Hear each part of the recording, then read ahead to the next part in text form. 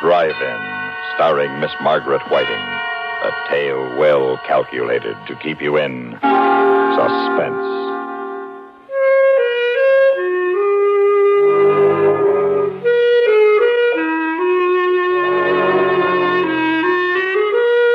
I wished I hadn't let Ruth talk me into serving that last car that came into the drive-in that rainy night. It was late and I was tired.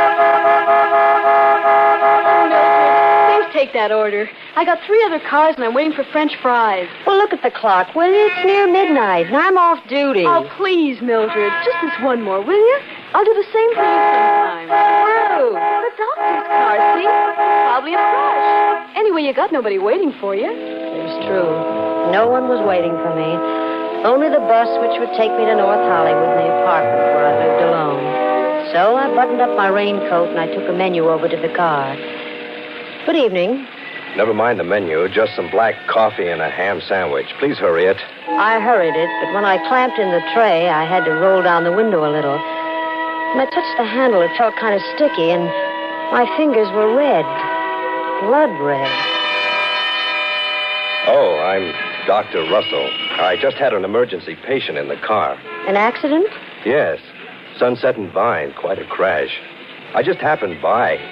I took one of them to the hospital. Oh, I see. I walked back trying to wipe the blood from my hand with a paper napkin. It gave me a creepy feeling to have somebody's blood on my hand. I was keeping close track of the time, and I was a little worried for fear the big drive-in clock wasn't right. Sometimes ran slow, so I took a coin from my apron pocket. I figured it was worth a dime not to miss that last bus to North Hollywood. I walked over to the payphone, and I was about to drop the dime in when I looked out, and he was leaning on the horn and beckoning to me at the same time. Put the dime back in my pocket and hurried out to him. I'm sorry, but I'm in a hurry. I haven't time for this coffee to cool off. How much do I owe you? 40 cents. Here you are. I hope I didn't interrupt your phone call. Wasn't important, was it? No. I was just checking on the time. Didn't want to miss my bus. Well, there was a clock right over your head. It's usually wrong. I have the time. It's about 4 minutes to 12. Oh, I am going to miss it. What time does it leave? At midnight from Hollywood and Highland. Oh, hop in. I'm going right past there. Oh, wonderful. I'll just get rid of this stuff. All right. In my hurry to unhook the tray from the window, I gave it a jerk and it fell crashing to the ground. Oh, darn. Ruth, please help me pick up these things, will you? I'm going to miss my bus. All right, Mildred, don't get shook. He picked the things up quickly and Ruth took them to the kitchen. Then I noticed something shining on the ground. It was one of the shakers that had fallen from the tray. I picked it up, put it in my apron pocket, rushed over to the other side of the car and got in. I suppose you're in a hurry because someone's waiting for you. No, I live alone, but I'd hate to walk all the way out to North Hollywood in this rain. You won't have to walk. This is very nice of you. I appreciate it. Not at all. Would you mind rolling up that window on your side? There's a draft. Of course. You can let me off at that corner over there. All right. Anywhere along here will be all right. This is fine. Hey, you're turning the wrong way. Am I? Yes. This goes out to Laurel Canyon. Does it? You thought you were pretty smart, didn't you? I don't know what you mean. Please, let me out of this car. You thought I wouldn't see you go to the phone. The phone? Well, I was calling about the time. Honest, I was. The time with that clock over your head? But I told you that clock's wrong sometimes. Besides, who would I call? Why should I call anyone about you? You were calling the police. No, honest, I wasn't. Why should I call the police? You know why. No, really, I don't. Because you saw it. So what? His blood. Whose blood? The blood of the man I just murdered.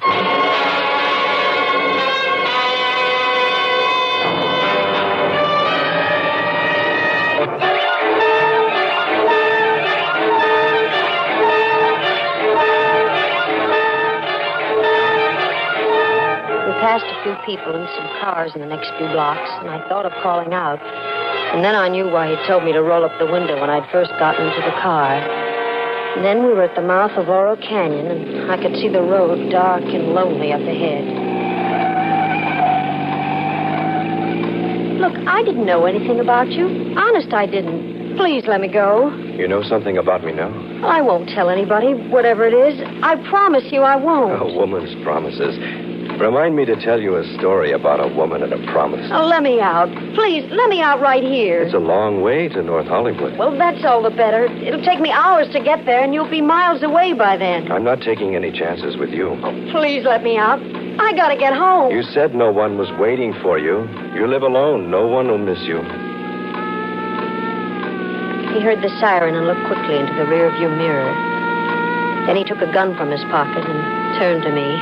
If that's for us and we're stopped, remember I've used this gun before tonight, and I can use it again if I have to.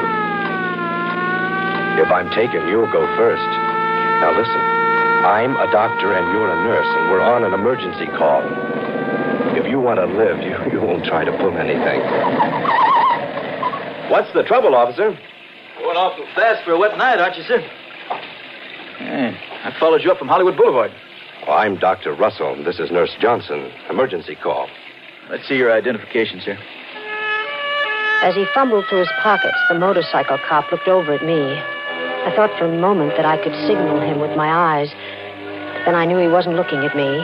He was looking down at my white starched apron, which you could see under my raincoat. He thought it was a nurse's uniform. Here you are. Mm-hmm. Yeah. Okay, Doc. Sorry I stopped you. Oh, just a minute. What is it now? The rain started to slide up the canyon a ways. Take it easy. Thanks. I will.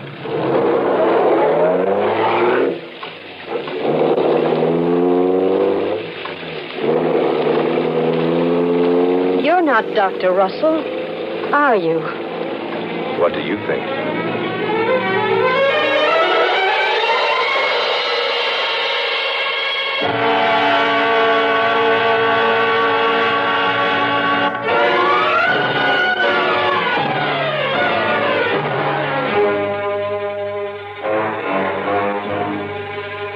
Halfway up the canyon, we came to the landslide. It wasn't a big one, but it had made a terrible mess of the road. He didn't slow down, and the car swerved crazily as it slipped from one side of the road to the other. Suddenly, it felt as though the whole rear end had left the pavement. I looked over at him. He was tense. His knuckles turned white as he clutched the wheel. He shoved the car into reverse. I prayed it wouldn't move. It didn't. We were stuck, hopelessly stuck. Of all the luck.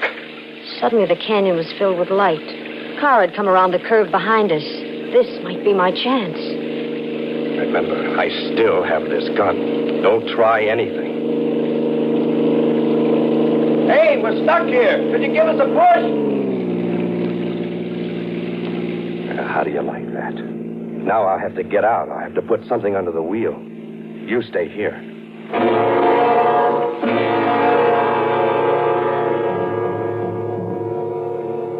There were some bushes by the side of the road. If I could reach them, maybe I could run up the hill and hide until he went away.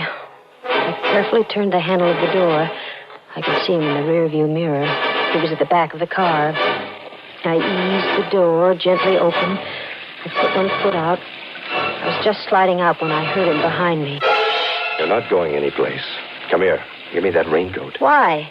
I need something dry to stuff under this wheel. But You won't be needing it. I hesitated a moment. He ripped it off my back, bent down, and stuffed it under the wheel. The gun. It stuck out of his back pocket. If I could get it. Oh, if I could lay my hands on it. I held my breath, and I reached out. It seemed so far. I finally touched it, and then I snatched it from his pocket. Give me that gun. I'm getting out of here. You can't stop me now. Can't I? No. You stay right where you are. I won't hurt you. All I want is to get home. I'm going, but if you try to follow me, You'll what? I'll kill you. I don't think you will. Yes, I will. You think I'm afraid. Aren't you? No. I don't care what happens to you. You're a murderer, and I'm going to tell the police. Now, you stay where you are. Don't come any closer. I'm not afraid. I'll shoot. Good thing I used them all up tonight. Now give me that gun and get in that car.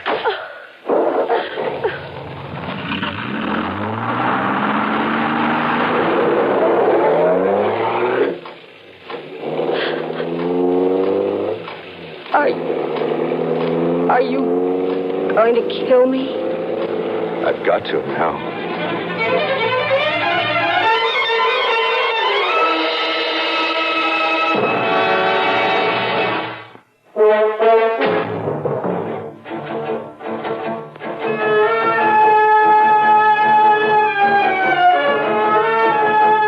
We were nearing the top of the canyon. The road was very steep. The rain had let up. It was just drizzling now. Suddenly we came over the crest of the hill. Way down below, the city stretched out for miles. Millions of lights glittering in the rain. For a moment, I forgot my fear. It's so beautiful. Lookout Mountain. Top of the world. Ever been up here before? No. Nice, isn't it? Yes. I used to come up here with a girl once. We used to sit and talk for hours. Come on, we'll get a better view if we get out. I knew it was no use arguing, so I followed him. But not all the way to the edge of the cliff, which dropped away into deep darkness. Come on. I'm afraid to get so close. You won't fall. Look. That's Los Angeles over there. I was born there. And I went to school there, too. Used to get in all sorts of trouble at school. And over that way, towards the ocean, that's Westwood. That's where she lived. The girl I was telling you about. Does she still live there? No. She's dead. I killed her. Why? Because she couldn't keep her promises. The jury said I was insane, but I think it was the sanest thing I ever did. I thought about it a lot. If I could keep him talking, maybe a car would come along. Maybe something would happen. It was my only chance. I know the difference between right and wrong. You killed someone else tonight, didn't you? Yes. Dr. Russell? Yes. Why? He was one of the men who said I was insane. But they'll catch you. Oh, no. No, they won't find the doctor for several days. Well, what are you going to do now? Kill you. I started to back away slowly. I'd made a mistake of reminding him of the present. My hands went instinctively to my apron pocket for something to defend myself with. I knew there was a pencil there. It was sharp. Maybe I could scratch him, hurt him some way with it, but when I reached for it, I felt something else instead. Something cold and hard. I was puzzled for a moment. Then I remembered. It was the shaker I'd picked up at the drive-in. You can't get away now. Then he started moving toward me. Me with only a pencil and a shaker to defend myself. It's too bad I came into that drive-in tonight. Well, why did you? Because I was hungry. I hadn't eaten for a long time. Well, weren't you afraid someone would see you? No alarm had gone out. Well, how did you know? I knew. If only you hadn't rolled that window down. Well, if you're sorry, why don't you let me go? It's too late. And I heard a car coming up the hill. With a sudden movement, his arms were about me in a tight embrace. I started to scream, and suddenly his lips closed over mine. Pushing my head back roughly, he kissed me. I could scarcely breathe. And I felt the car's lights on us like a spotlight. He held me for a long moment. When the car had passed, he released me. My pencil had fallen to the ground, and I was left with only the shaker in my hand. I fingered it nervously, and I felt the top coming off and the contents spilling into my hand. What have you got in your hand? Nothing. Give it to me. He grabbed my wrist and pulled me towards him. We were moving to the edge of the cliff, but my other hand was free, and I threw the handful of pepper into his face. Tried to clear his eyes, but it was too late. The pepper had blinded him. He lunged out for me. I stepped aside quickly, and he slipped in the mud. His hands went out to steady himself. He clawed frantically at thin air. And then he fell over backwards, over the edge, to the darkness below. Then my legs wouldn't support me. I sank into unconsciousness.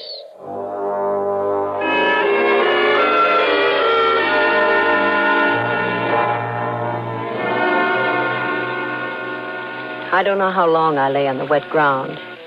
When I came to, it was raining again. I was soaked to the skin, and my hair was caked with mud. There was no one in sight. The lights of Los Angeles sparkled peacefully far below. And I knew that somewhere on the other side of these hills was North Hollywood and my apartment. As I rose slowly to my feet and started back down the road, somehow everything that had happened seemed unreal, like a dream. Everything but the warm pain of my bruised lips where he'd kissed me to keep me from crying out.